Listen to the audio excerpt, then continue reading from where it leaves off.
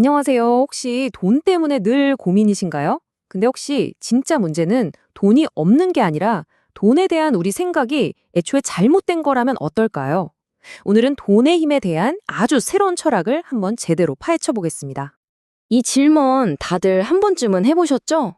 아니, 세상은 점점 더 부유해진다는데 왜 내 지갑 사정은 그대로거나 오히려 더 팍팍하게 느껴지는 걸까요? 오늘 이야기는 바로 이 역설적인 질문에서부터 시작됩니다. 그러니까 핵심은 이거예요. 우리가 돈 없다 하는 게 진짜로 세상에 돈이 없어서가 아니라는 거죠. 사실 인류 역사상 지금처럼 부가 넘쳐나는 시대는 없었거든요. 아니, 그러면 그 많던 돈은 대체 다 어디로 갔을까요? 그 돈의 행방, 지금부터 한번 같이 추적해 보겠습니다. 이거 정말 놀라운 사실인데요. 전 세계 부의 70%, 그러니까 어마어마한 돈이 정부나 대기업, 종교단체 같은 아주 거대한 조직들의 손에 들어가 있다는 겁니다. 그럼 우리 같은 평범한 개인들이 쓸 수 있는 돈은? 네, 고작 30%밖에 안 된다는 거예요. 왜 이런 말도 안 되는 불균형이 생긴 걸까요? 여기에 대한 아주 날카로운 지적이 있어요. 바로 이 한 문장입니다. 돈은 우리에게 주어졌지만 쓸 줄을 몰라 전부 빼앗겼다. 이게 무슨 뜻이겠어요? 한마디로 우리가 돈의 주인이 될 자격이 없었다는 거죠.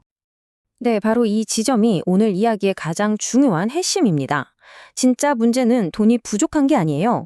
그 돈을 제대로 다룰 자격, 다시 말해서 어떤 계획이나 내적인 성장이 부족하다는 겁니다. 부를 원한다면 먼저 나 자신부터 준비가 되어 있어야 한다는 거죠. 그런 그 자격이라는 게 대체 뭘까요? 바로 명분입니다, 명분. 여기서 말하는 명분은 그냥 나 돈 쓰고 싶어. 이런 단순한 욕심이 아니에요. 그 돈을 어디에, 또 어떻게, 그리고 가장 중요하게는 왜 써야 하는지에 대한 아주 구체적이고 가치 있는 계획, 그걸 의미하는 겁니다. 이 논리를 따라가 보면 자원을 끌어오는 방법은 생각보다 간단한 3단계로 이루어져요. 자, 첫 번째, 나만의 명분, 즉 아주 상세한 계획을 세웁니다. 두 번째, 이 계획이 왜 필요한지 그 정당성을 딱 제시하는 거죠. 그러면 세 번째, 마치 자연의 법칙처럼 필요한 자금이 나에게로 흘러들어온다는 겁니다. 자, 그럼 돈은 도대체 어떤 원리로 움직이는 걸까요? 이 철학에서는요, 돈을 마치 살아 숨쉬는 어떤 에너지처럼 바라보는 아주 독특한 관점을 제시합니다. 그러니까 돈이라는 게 그냥 가만히 지갑 안에 멈춰 있는 존재가 아니라는 거예요. 끊임없이 움직이는 에너지인 거죠. 그래서 자신을 가장 가치 있고 또 효과적으로 써줄 사람을 돈이 스스로 찾아다닌다는 겁니다. 정말 흥미롭죠? 여기서 어쩌면 가장 논쟁적일 수 있는 주장이 하나 나옵니다. 바로 사기꾼에 대한 관점인데요. 보통 우리는 사기꾼을 그냥 나쁜 도둑이라고 생각하잖아요. 그런데 이 관점에서는요, 사기꾼을 제자리에 멈춰서 썩고 있는 돈을 그걸 제대로 쓰지 못하는 사람에게서 빼내서 다른 곳으로 이동시키는 일종의 자연의 대리인으로 해석하기도 합니다.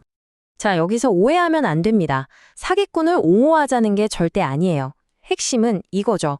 만약에 내가 돈을 잃었다면 그 사기꾼만 탓하고 끝낼 게 아니라 아니 왜 내 돈이 저 사람에게 갈 수밖에 없었을까? 이걸 먼저 돌아봐야 한다는 거예요. 결국 내 자금 관리에 뭔가 근본적인 문제가 있진 않았는지 스스로를 성찰하라는 아주 강력한 메시지입니다. 자, 그럼 이론은 이쯤 하고 이제 진짜 중요한 거. 그래서 돈을 어떻게 다뤄야 하는데 이 구체적인 청사진을 한번 들여다볼까요? 아주 실용적인 법칙이 있습니다. 그 청사진이 바로 40, 30, 30 소비 법칙이라는 겁니다. 간단해요. 내 수입의 40%는 지금의 나를 위한 생활비로 쓰는 거고요. 30%는 나의 미래를 위한 자기 개발에 투자하고 그리고 나머지 30%는 주변 사람들과의 관계, 즉 사회적 자산을 쌓는 데 쓰는 거죠. 이 균형이 정말 중요합니다. 각 항목의 목적을 좀 더 자세히 볼까요?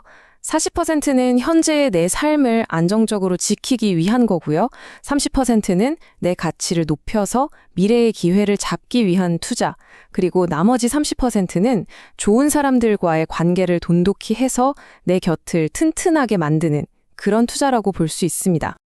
만약에 이 균형을 무시하고 나 자신이나 내 주변 관계에 대한 투자를 소홀히 한다면 어떻게 될까요?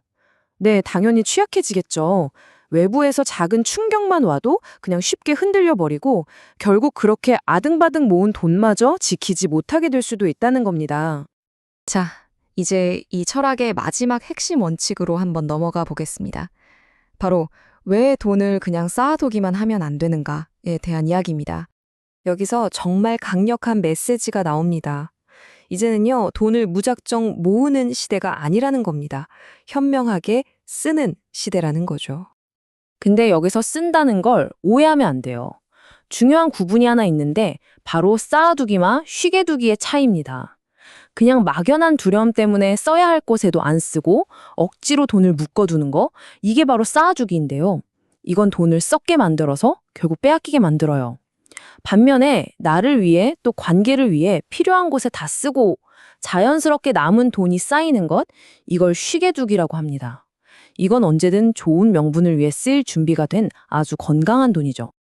이것이 바로 돈의 순환에 대한 이 철학의 최종 결론입니다. 쌓아둔 돈은 빼앗길 것이고 현명하게 쓴 돈은 당신에게 돌아올 것이다. 억지로 쥐고 있는 돈은 결국 떠나가지만 나 자신과 우리 공동체를 위해 가치 있게 쓴 돈은 반드시 더 큰 가치가 되어서 나에게 돌아온다는 믿음인 겁니다. 오늘 이야기를 마치면서 여러분께 이 질문 하나를 꼭 드리고 싶습니다. 지금 여러분의 지갑에 있는 그 돈, 여러분의 더 나은 미래를 위해 정말 활발하게 일하고 있나요? 아니면 그냥 그 자리에 멈춰서 언젠가 빼앗길 날만 기다리고 있는 건가요? 한 번쯤 깊이 생각해 볼 문제입니다.